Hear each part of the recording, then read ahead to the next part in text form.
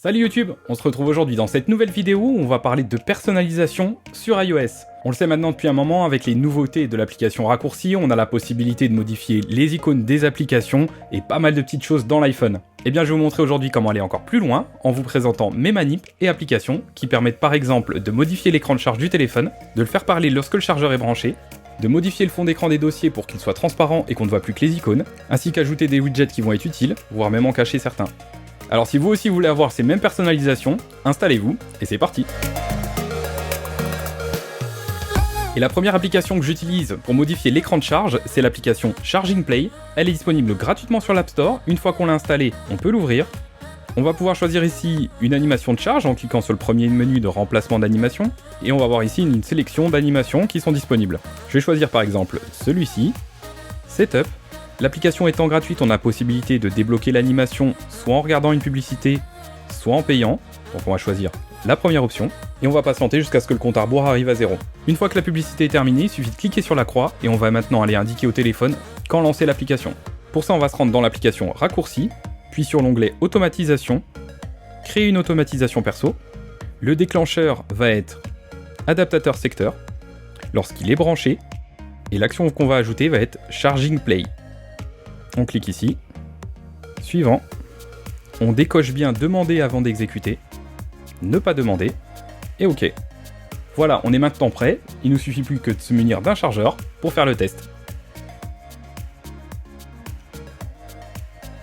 Étant donné les restrictions avec iOS 14, l'application fonctionnera malheureusement que si le téléphone est déverrouillé. Voilà, on a maintenant une nouvelle animation lorsqu'on met le téléphone en charge, mais on va faire maintenant en sorte que l'iPhone énonce un texte qu'on a prédéfini lorsqu'on le branche.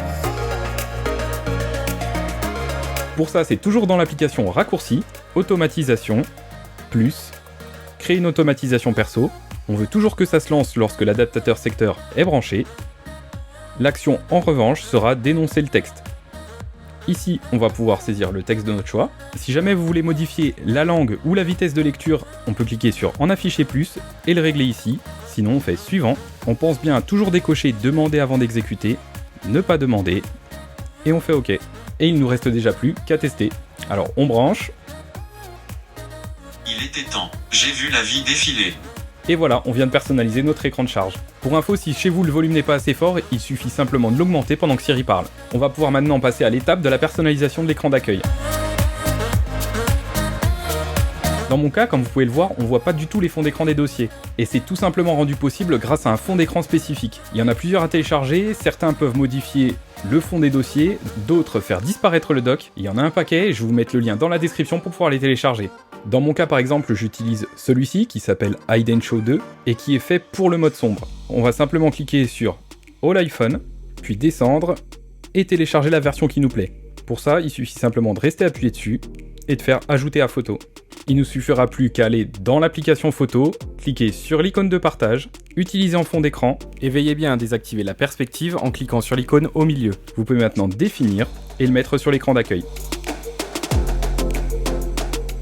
Sur les réseaux, vous m'avez souvent demandé quelle était l'application que j'utilise pour avoir un widget avec mon nombre d'abonnés. Et bien cette application s'appelle Social Widget, c'est celle-ci avec le fond bleu. Il en existe aussi des autres, mais personnellement j'utilise celle-ci qui avec les options gratuites me suffit amplement. Il suffit juste de l'ouvrir, se rendre dans l'onglet Comptes, vous pourrez ici ajouter vos différents comptes, et une fois que c'est fait, vous aurez plus qu'à appuyer comme d'habitude n'importe où sur l'écran, puis sur le plus pour choisir le widget. Ici j'utilise par exemple la version petite. Je peux ajouter, cliquer sur le widget et choisir le réseau social que je veux faire apparaître. D'ailleurs, n'hésitez pas à faire monter ce compteur en cliquant sur le bouton s'abonner et en activant la cloche. Pour mon autre widget qui fait apparaître l'heure, l'état du Wi-Fi et la batterie, on le voit ici, j'utilise l'application Widgetopia, qui est très complète, on le voit, mais qui va être un peu plus compliqué à mettre en place. Attention par contre, étant donné que l'iPhone ne remet pas à jour toutes les minutes les widgets, on voit ici que j'ai un écart de plus de 10 minutes entre l'heure réelle et l'heure affichée par le widget. Il existe pas mal d'applications, comme celle-ci qui s'appelle Widgy, qui permet de faire apparaître encore d'autres informations. De toute manière, je vous en mettrai une petite liste dans la description de la vidéo. Et ce qu'on va voir maintenant, c'est tout simplement comment faire disparaître un widget. Pour ça, on va avoir besoin de l'application qui s'appelle Widget, qu'on va pouvoir télécharger et ouvrir, et vous allez donc tomber sur cette interface. Ce qu'il va falloir faire ici, c'est tout simplement renseigner quel est le fond d'écran que vous utilisez. Donc ce qu'on va pouvoir faire, c'est revenir en arrière, se rendre sur la dernière page d'application, restez appuyé sur l'écran d'accueil et glissez vers la droite.